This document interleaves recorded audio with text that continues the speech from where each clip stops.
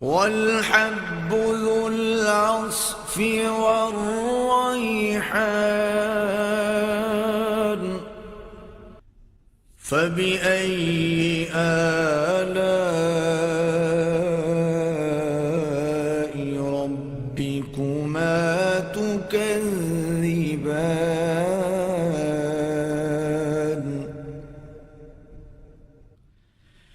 خلق الإنسان من صلصال كالفخار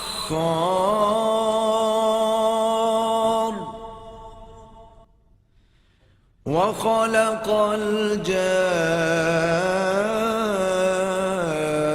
الجان من مارج من نار فبأي آلاء